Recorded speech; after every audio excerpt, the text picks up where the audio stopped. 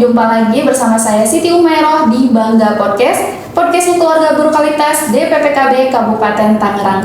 Hari ini kita akan bahas materi yang sangat penting dan lagi rame banget nih khususnya di media sosial bersama dengan psikolog cantik yang seringkali diajak di DPPKB.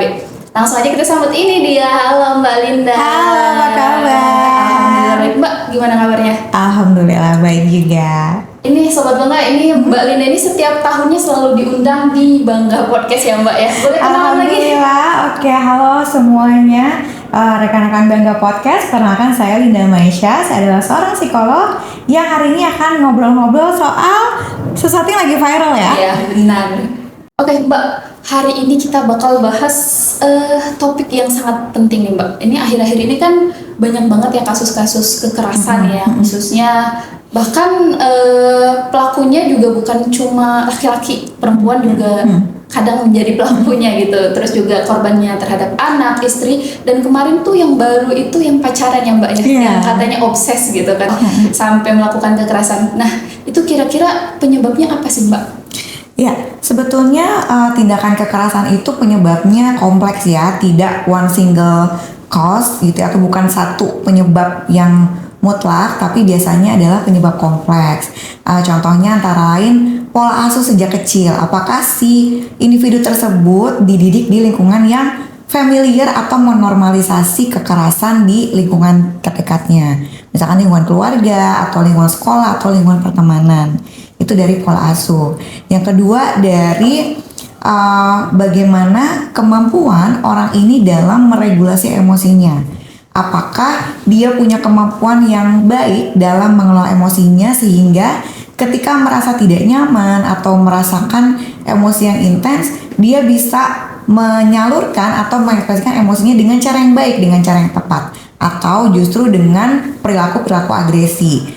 Nah, kalau wujudnya yang sering dipakai atau yang mampu dia lakukan itu cuman sampai di perilaku-perilaku agresi, maka setiap kali dia menghadapi situasi yang tidak menyenangkan, cenderung akan melakukan tindakan kekerasan terlepas dari siapapun yang dihadapi.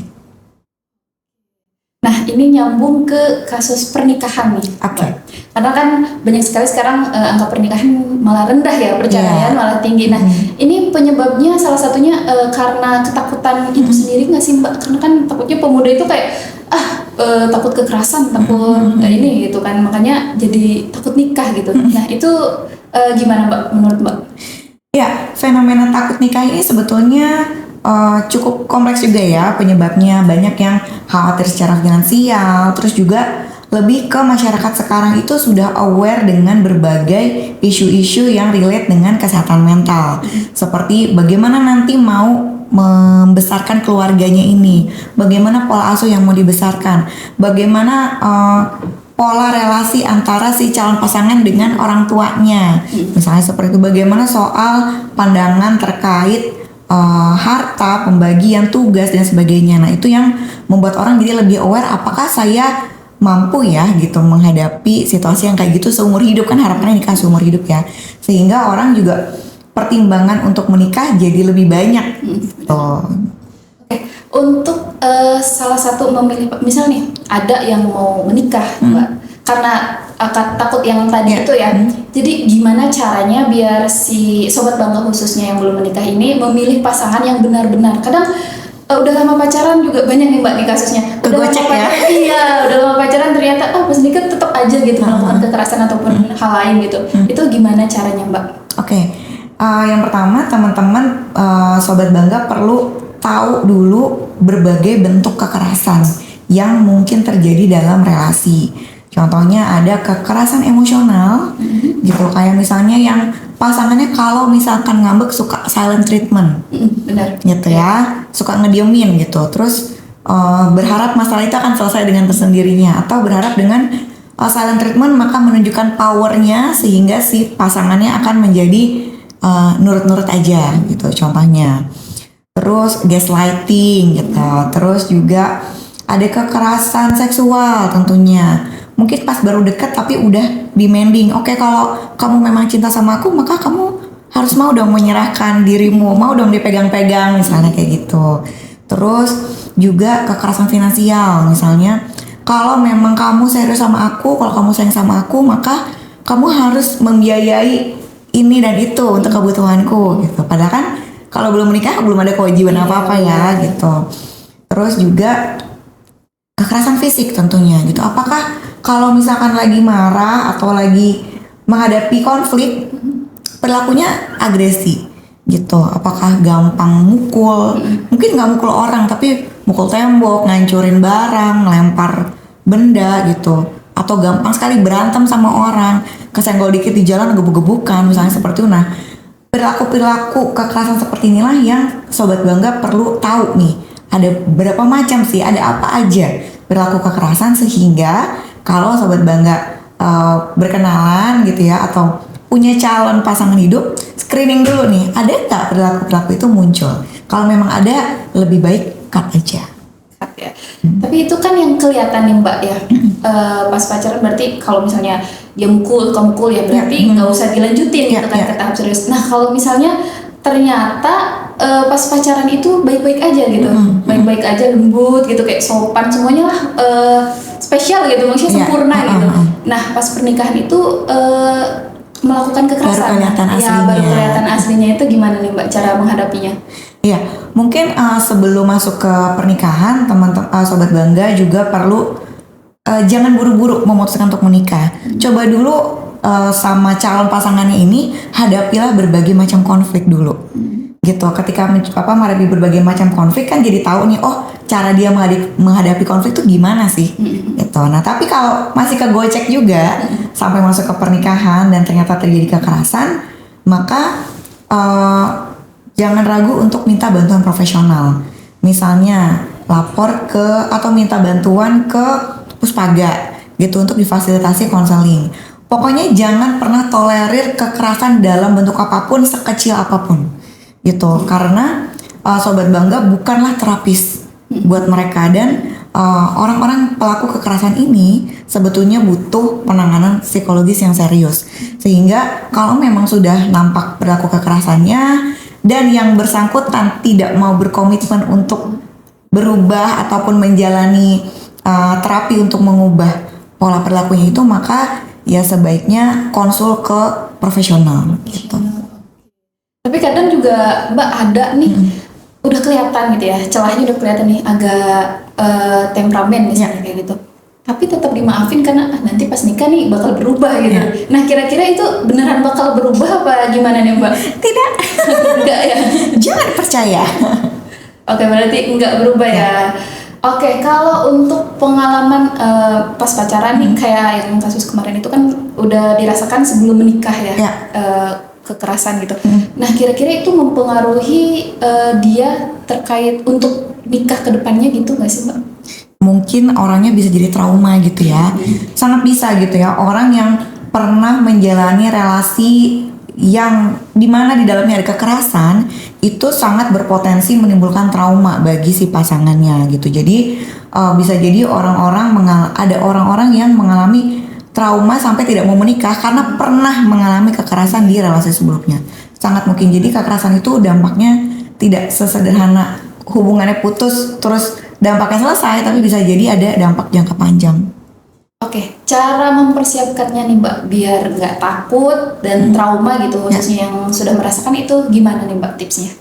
Oke, tipsnya adalah yang pertama tadi screening ya. Kalau udah ada tanda-tandanya, cut. Nggak usah berharap bahwa nanti dia akan berubah atau bersama saya nanti dia akan berubah, enggak gitu ya. Tanggung jawab seseorang atas dirinya itu termasuk dalam pengelolaan emosi. Jadi kita nggak bisa menumpukan pengelolaan emosi saya tergantung sama pasangan saya, nggak bisa. Itu tanggung jawab pribadi gitu. Itu yang pertama. Yang kedua, kalau memang sudah terjadi dan teman-teman merasa terdampak, maka jangan ragu untuk datang minta bantuan profesional gitu. Karena untuk memulihkan diri sendiri dari trauma itu seringkali rasanya terlalu berat sehingga butuh bantuan, dan it's okay kok. Kalau tanda-tanda tadi sebenarnya sudah disebutin ya Mbak. Boleh disebutin lagi Mbak tanda-tanda yang paling kelihatan sehingga sobat bangga khususnya yang belum menikah bisa lebih aware gitu, lebih tahu kalau ini tanda-tandanya berarti ya udah langsung di-cut aja gitu. Boleh disebutin lagi Mbak? Oke, kita mulai dari kekerasan emosional ya atau kekerasan psikologis.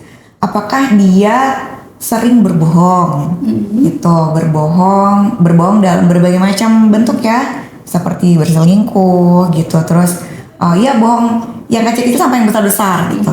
Kalau udah indikasi ini sering bohong, udah langsung cut aja. Terus yang kedua adalah apakah dia bisa mengelola emosinya dengan baik gitu tanpa melakukan perilaku agresif. Jadi apakah dia bisa kalau marah itu tenangin diri dulu secara mandiri tanpa demanding apapun ke pasangannya, secara mandiri tenangkan diri, kemudian dibicarakan baik-baik, kemudian dicari solusinya seperti apa, fokus ke solusinya. Terus juga apakah dia sering melakukan victim blaming atau enggak, gitu, kayak menyalahkan korban, udahlah misalnya kita sebagai korbannya tapi kita yang disalahkan juga. Banyak Mbak ya. Contohnya gini, ya aku selingkuh karena kamu begini gitu ya, gitu contohnya. Terus yang kedua adakah kekerasan finansial seperti ya aku pengen kesana tapi kamu yang bayarin ya gitu, atau kalau kamu sayang sama aku maka kamu harus bayarin ini, beliin ini, support aku di bidang ini gitu. Aku nggak mau kerja, kamu yang kerja untuk membiayai aku, padahal statusnya masih belum menikah gitu. Terus juga apakah ada kekerasan seksual? Kekerasan seksual itu tidak selalu bentuknya perkosaan, tapi bisa mulai dari harus mau dipeluk, harus mau dicium, harus mau dipegang-pegang gitu. Dan itu dilakukan dengan cara membujuk dimana kita merasa nggak nyaman, kemudian kalau kita nggak melakukan itu rasanya jadi kayak bersalah gitu ya. Kamu kalau sayang sama aku harusnya kamu mau dong, kan kamu nanti mau nikah sama aku kan, ya udah apa bedanya kalau kita lakuin sekarang. Nah contohnya seperti itu.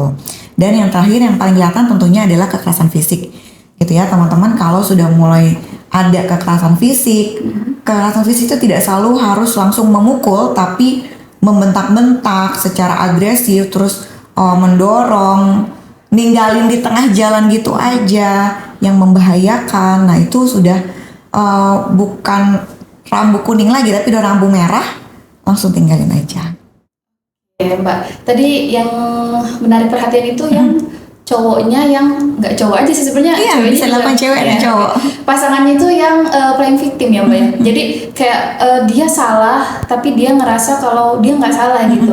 Nah kalau kayak gitu biasanya dia juga suka bikin si korban si pasangannya ini ngerasa bersalah. Akhirnya balik lagi lah dia gitu. Betul. Biasanya banyak yang kayak gitu ya. Balik lagi karena ngerasa oh iya ternyata saya yang salah gitu. Akhirnya balik lagi itu gimana nih Mbak cara ngatasin orang yang seperti itu, khususnya untuk korbannya biar dia terlepas dari orang yang seperti itu?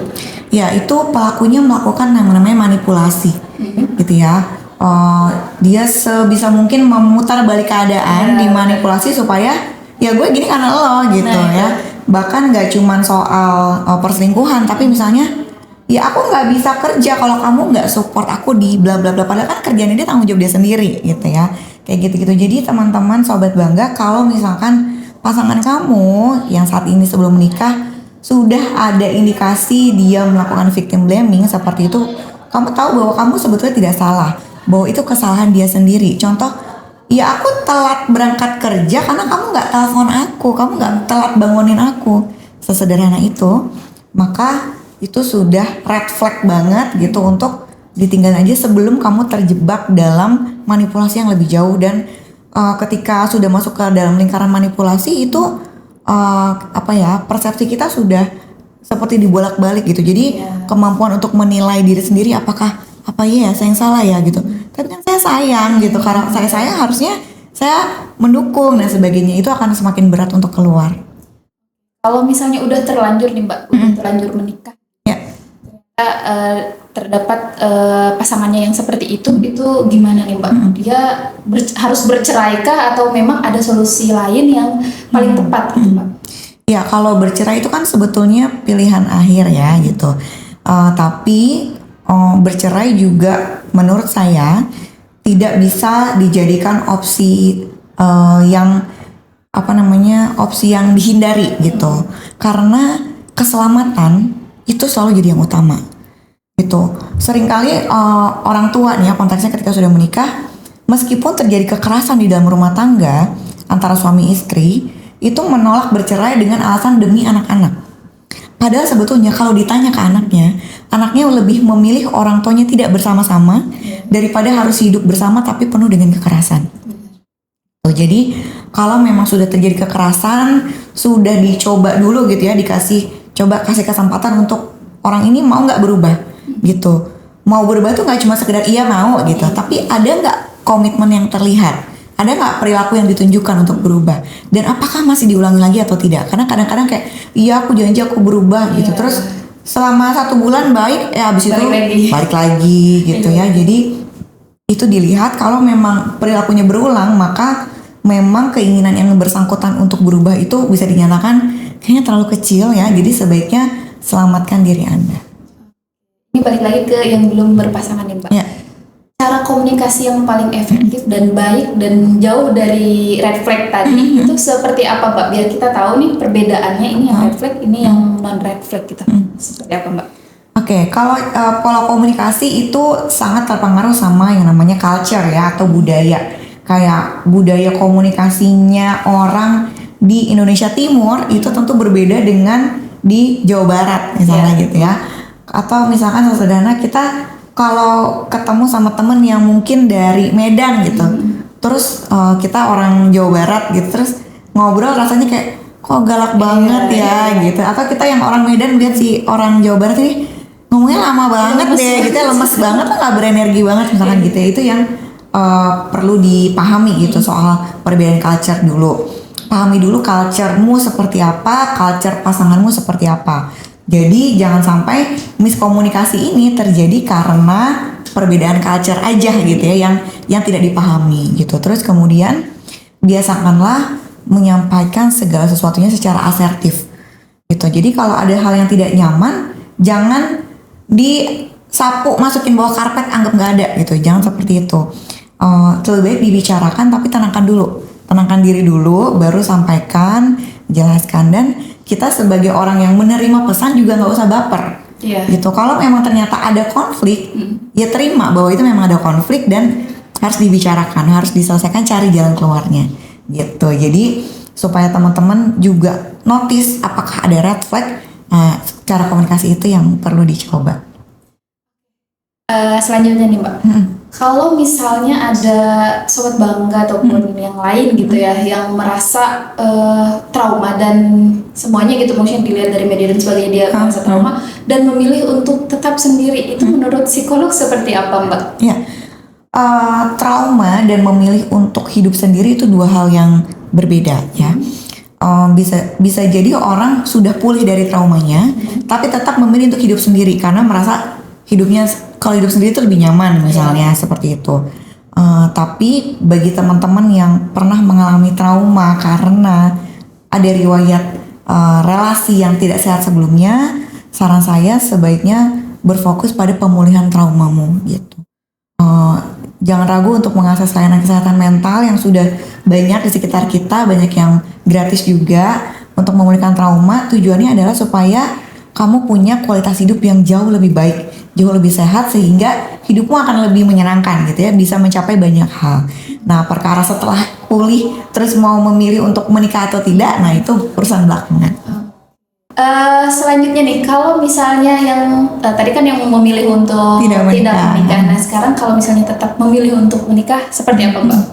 Oke, buat teman-teman yang pernah mengalami trauma karena relasi sebelumnya dan memutuskan untuk pokoknya saya nanti tetap mau nikah, maka sebaiknya pulihkan dulu traumamu sebelum menjalani hubungan berikutnya gitu. Karena kalau tidak dipulihkan dulu, maka relasimu berikutnya menjadi tidak sehat karena kamu membawa beban yang kemudian nanti bebannya akan dibebankan juga ke calon pasanganmu gitu, dan itu sangat tidak sehat ya. Jadi pulihkan dulu traumamu karena pasanganmu bukan terapis. Jadi pasanganmu juga layak mendapatkan versi dirimu yang sehat, Jadi pulihkan dulu traumamu, baru memulai relasi baru sehingga pernikahannya akan menjadi lebih sehat. Oke Mbak, tadi bentar nih, ada sedikit yang menjadi pertanyaan itu. Oke. Kadang sobat bangga tuh atau semuanya tuh ngerasa kalau ke psikolog itu ngerasa kayak gue nggak stres, gue nggak gila gitu ya. kan Mbak. Kadang orang-orang seperti itu ya Mbak. Itu gimana tanggapan Mbak? Biar orang-orang tuh ya udah emang ini waktunya ke psikolog gitu tuh, tapi bukan bukan gila gitu. Seperti apa Mbak? Iya.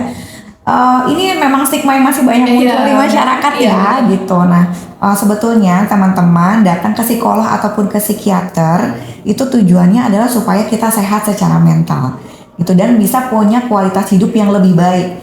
Nah, datang ke psikolog ataupun psikiater itu tidak harus sudah punya gangguan jiwa gitu, tapi ketika kita merasa ada yang tidak nyaman dengan diri kita, itu udah boleh banget, udah cocok banget untuk datang konsul ke psikolog. Kalau memang nanti ternyata kayaknya ini sudah mempengaruhi kesehatan fisik nih, atau butuh bantuan obat untuk menstabilkan sistem kimia di dalam tubuh, maka akan dirujuk ke psikiater. Dan nggak perlu khawatir untuk ke psikiater, nggak perlu takut, aduh nanti kalau ke psikiater dikasih obat kecanduan ya, sering kayak gitu. Karena psikiater akan memberikan obat sesuai dengan kebutuhan, dengan dosis yang tepat, dengan cara minum yang juga tepat. Jadi yang penting diikutin cara minumnya, diikutin resepnya, maka proses pemulihannya akan menjadi baik dan tidak kecanduan. Oke Mbak, sebagai closing nih, adakah yang mau disampaikan untuk Sobat Bangga? Oke, buat Sobat Bangga, buat kamu semua yang pernah mengalami kekerasan dalam relasi atau dalam hubungan, maka sekarang adalah waktunya untuk kamu memulihkan diri. Yuk akses layanan kesehatan mental yang ada di sekitarmu, nggak perlu ragu, nggak perlu malu. Dan juga buat kamu yang sekarang sedang terjebak dalam relasi yang tidak sehat, jangan ragu untuk keluar dari sana.